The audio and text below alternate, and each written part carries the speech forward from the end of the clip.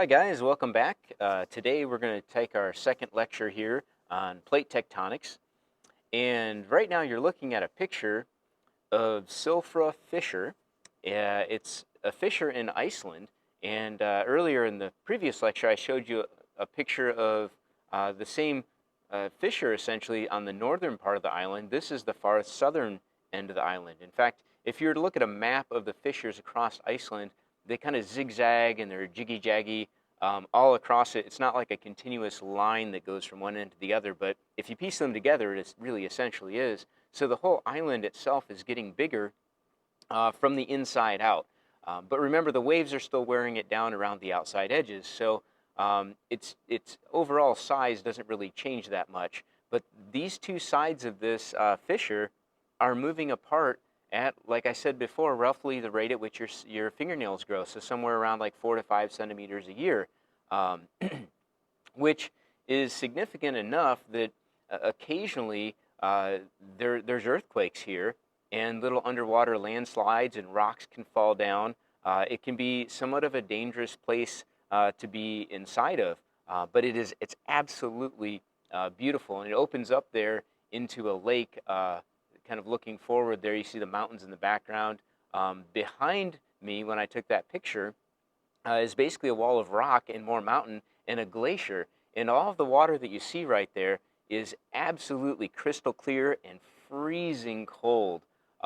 It's meltwater essentially from the glacier behind me, so it's running right off the ice. So even in the summertime in Iceland, it's absolutely frigid. So I've got a video here I'm going to show you of me swimming in it, and you'll notice that I definitely have a dry suit on. I remember getting in that and my face was just so absolutely frozen cold. But the rest of me was pretty warm because I had a dry suit on. But it makes it kind of hard to swim down very far without weight on when you've got a dry suit on. But you'll be able to see inside the actual fissure as we go here, so hopefully this works out. So here's that same fissure I just showed you a picture of, Silfra fissure, and you're going to see here me looking around some. This is my first attempt at using a GoPro, so kind of have to bear with me here. I'd never turned one on before, and here we go underwater. Isn't that absolutely beautiful? Look at how blue that is. It looked just like that. So looking around, that fissure goes down a good little ways. And if I spin around here, hopefully, you'll see back behind me some other folks swimming there. There was actually a cave at the other end of this thing where it kind of started, and they weren't letting anybody in there. Apparently, people had been trapped in there before because there's occasional rocks will break loose. If there's an earthquake and you're in a cave in the bottom of a fissure, you're in some serious danger, right? But I still really wanted to go in there. They had it gated off, though. But you can see these folks here with their dry suits on. Here's another picture of the same thing. I think that's looking downwards towards the cave that I was telling you about. And you can see all the rocks that have fallen off. Some of those are pretty big rocks. But up here on the surface, look at how flat that is. That's all basalt. That's all essentially made from the formation of a mid-oceanic ridge. So Iceland, what we're looking at right here, are kind of the erupted part of a mid-oceanic ridge that spilled out onto the surface and made an island. So it's not only a ridge here, but it's a particularly hot region of that ridge. So it's spitting out quite a bit of material there. I'm making myself dizzy here. Oh boy, I wish I was there right now. That's just gorgeous. Look at that. Looking back out across that fissure towards the lake. Gorgeous sunny day. Oh, there we go.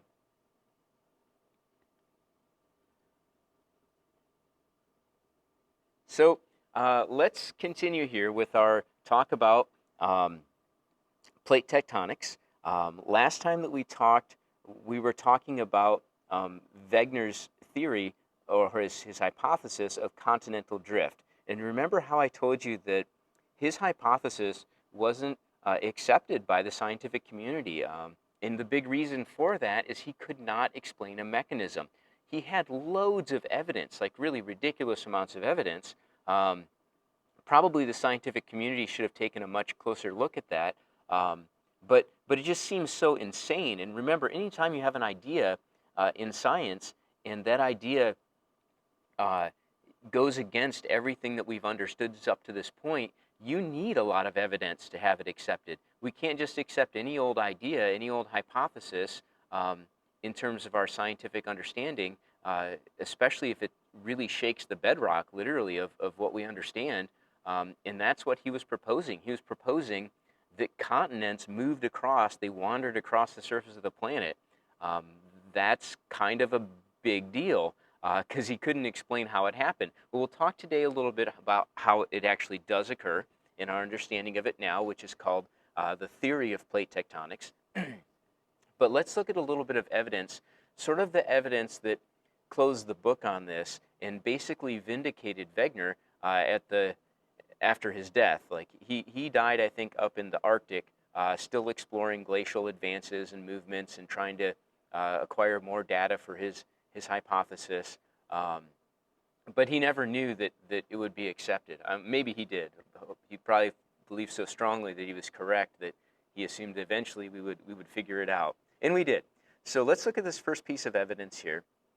This was a big one. It's known as paleomagnetism. And there's a question in your quiz here, if you've got that open, about this. What paleomagnetism is it's this natural magnetism that freezes into the rocks as the rocks are first formed, if they're igneous rocks. So it needs to be an igneous rock. It erupts from a mid-oceanic ridge, or it could be a volcano on land even. As this molten stuff, it's liquid, comes out and freezes solid to become rock, it's going to turn into basalt. But while it's liquid, the little magnetic domains that are in rock will align themselves to Earth's magnetic field. So Earth has a magnetic field going from pole to pole. As you probably know, that's why a compass works. That's why we get the northern and southern lights. It's a pretty important part about our planet. It protects us from radiation from the sun. But anyway, these north-south aligned fields will cause the little magnetic domains inside of the liquid rock to align north-south. That makes sense, right? So as this stuff spills out of the surface, it aligns itself north-south. Now, this isn't so strong that you're going to notice it really.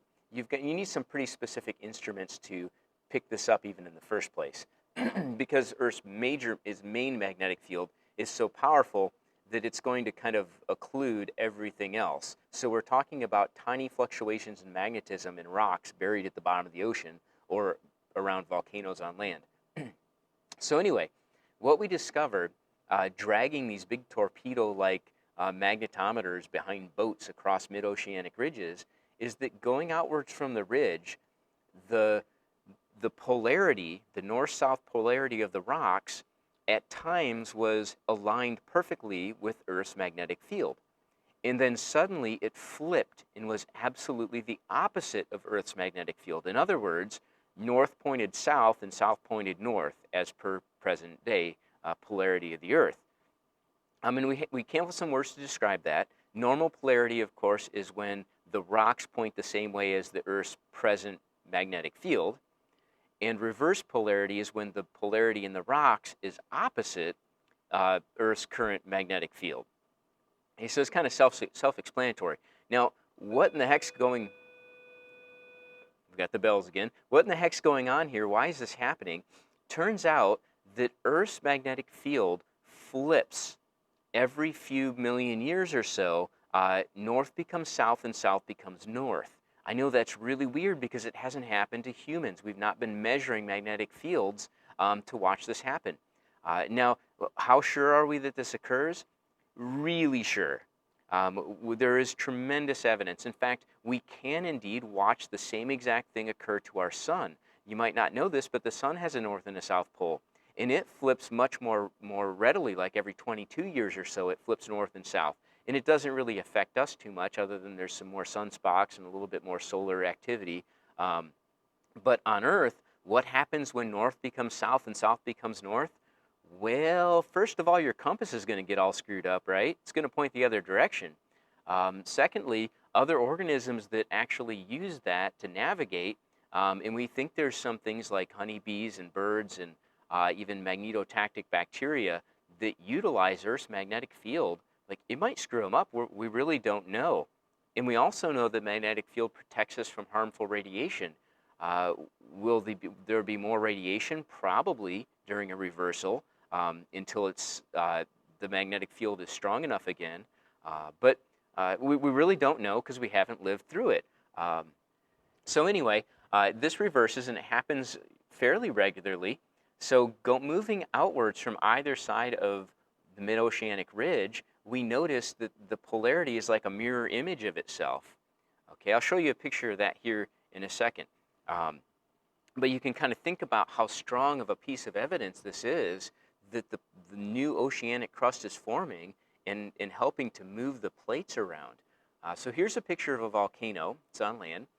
And there's a picture there on the right of a little drawing of the normal magnetic field.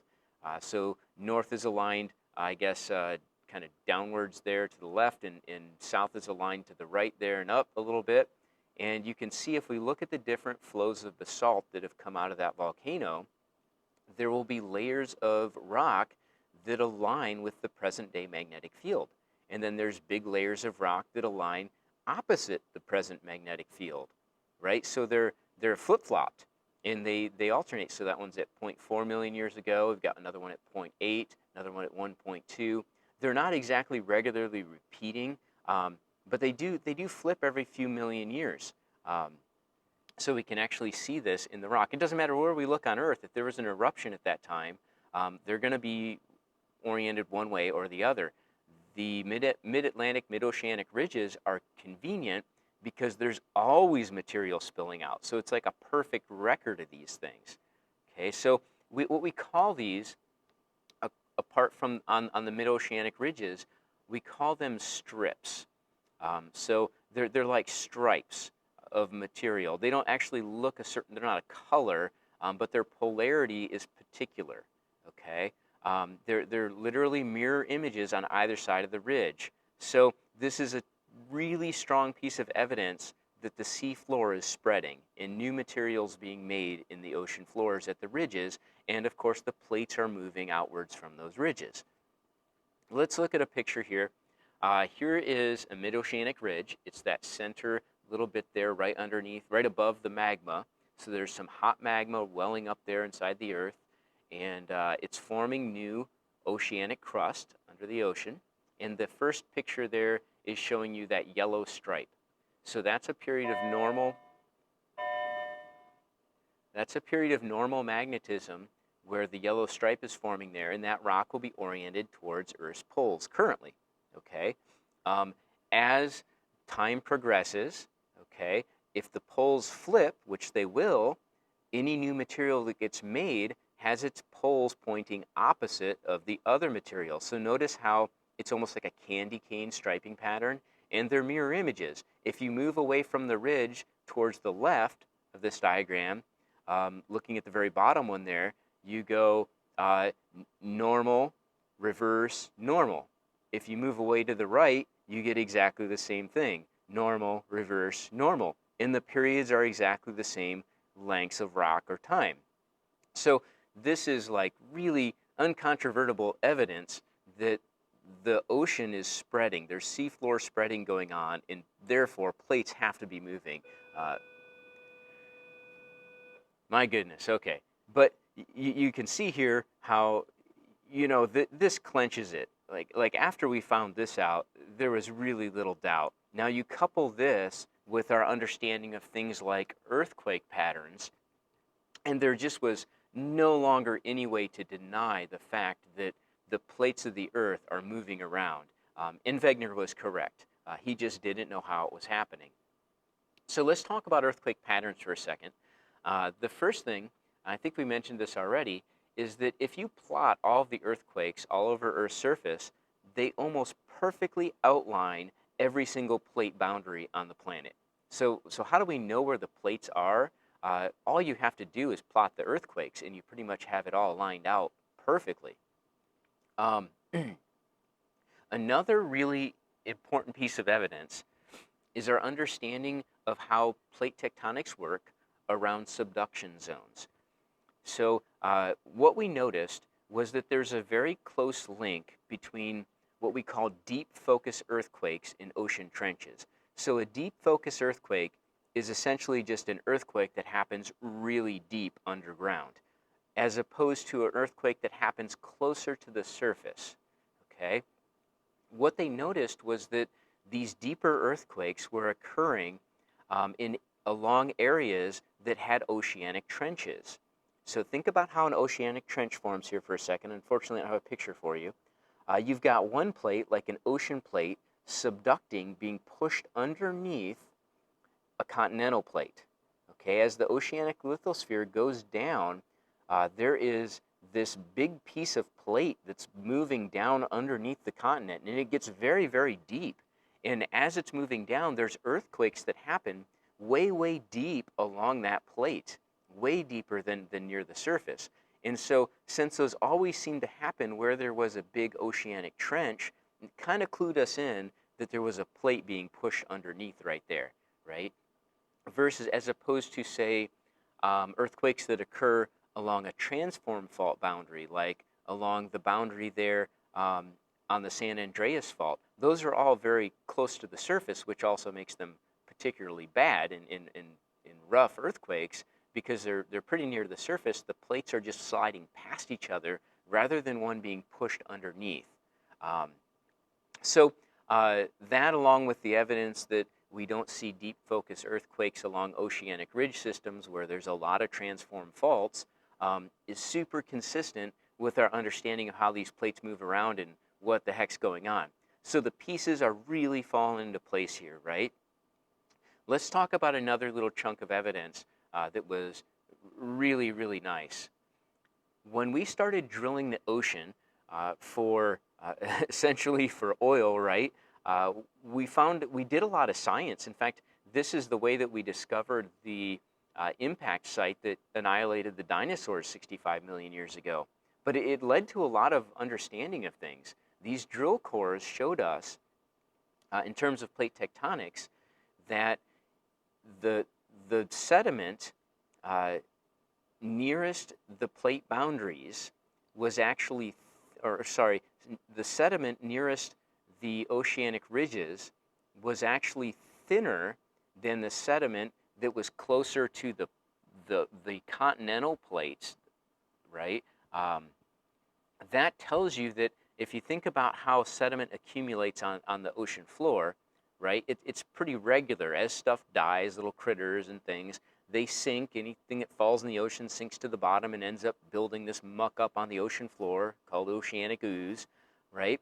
The longer that floor's been sitting there, the more stuff piles up on top of it, right? So as you get further from the ridge, that material is older. It's had more time for stuff to pile up on it, so the sediment actually gets thicker.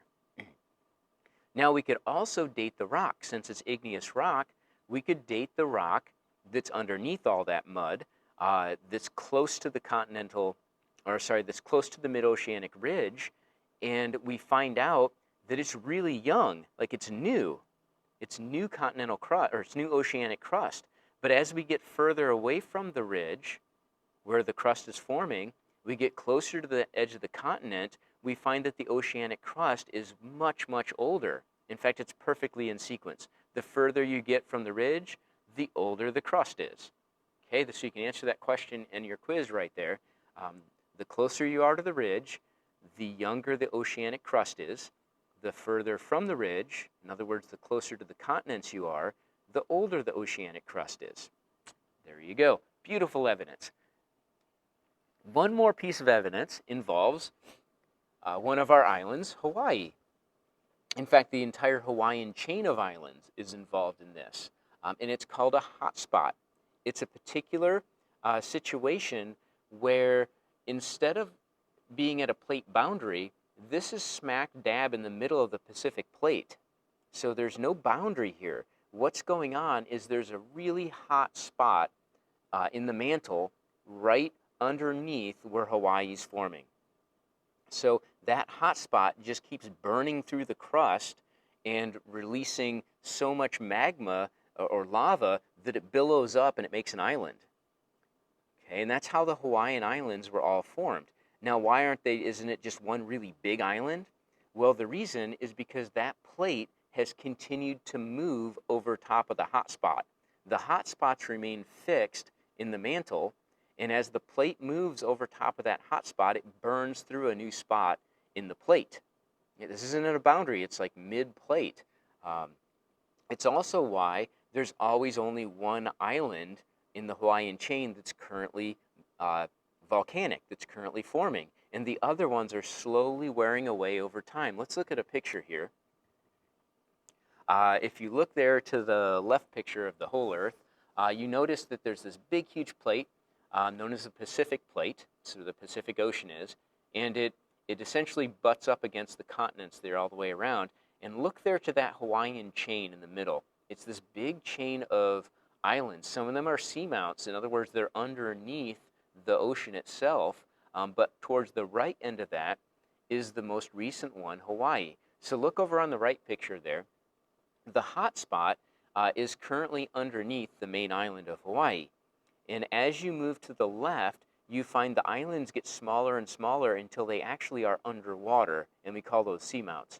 So going over to, say, Maui, it's actually older rock. We can date it. So Hawaii starts forming from about 0.7, I'm guessing, million years ago to present. Yeah, and then Maui had started forming less than 1 million years ago. Keep moving back to these other ones like Oahu, 2.2 to 3.3 million years ago.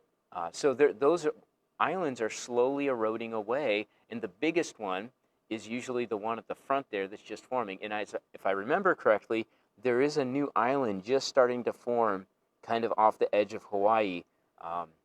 So it'll be the next in the chain. So you can actually trace the way that plate has moved because it made this little cool dot of burn marks right across its surface that we call islands. Pretty neat.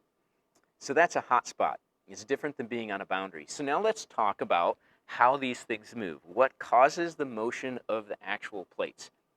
The ultimate thing that's causing plates to move is convection currents in the mantle. That's a question on your quiz.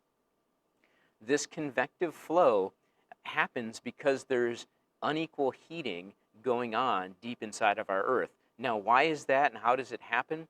It's kind of tough to say because nobody's been down there to look at it. We're trying to come up with our understanding of things that we can't really probe too well other than the use of earthquakes and looking at the effects they have on our surface. But hot material moves upwards from the mantle in a convective motion, just like you would if you looked at some boiling water. The hot stuff from the bottom of the pan rises up towards the surface where it cools, and then it sinks back down again to be reheated, and it kind of moves in this circular pattern. It's those currents that are driving the plate motions. Right? It's those currents of hot material welling up from the mantle driving the plates along. Now there's two other ways, or two other factors that are involved, mechanisms, in the motion of plates. So the primary one, again, is the convection currents in the mantle. These are kind of secondary situations, but they do impart a lot of the motion of the plates. The first one here is called slab pull. And what's going on here is where a plate subducts underneath another plate. Picture some ocean crust, oceanic lithosphere, being forced underneath continental lithosphere. As it goes down, it's heavy stuff. And not only is it pushed, but its sinking starts to pull the rest of the plate, the rest of the oceanic lithosphere along with it, and dragging it downwards. So it's almost like a slinky, like when you started on this one stair step and kind of get it going, the weight of the slinky pulls the rest of it down to the next stair. And that's kind of what's going on with slab pull. The plate itself is heavy and it's plunging into the mantle, and it pulls the rest of the plate along with it. Now, ridge push is kind of the opposite of that in a way, but it's really similar. Ridge push is not occurring at a subduction zone. Ridge push is happening along the plate, along mid-oceanic ridges. So along a ridge where new material is forming, if you'll remember, we said there's big mountain ranges there. On either side of the ridge is this very, very high ridge, essentially, that's a mountain range, and it's up high, and it's new material that's just formed. Well, it's got a lot of weight due to gravity, like it's heavy stuff, and it's all piled up tall. Well, what happens is the pull of gravity actually pulls that material that's in that mountain downwards and helps to force the plate along away from the mid-oceanic ridge. Meanwhile, slab pull is pulling it from the other side, downwards and away from the ridge. So both of these motions are moving, pulling and pushing the plate away from the ridge. Okay, hopefully that made sense. Now lastly, let's talk here about what is going on down in the mantle.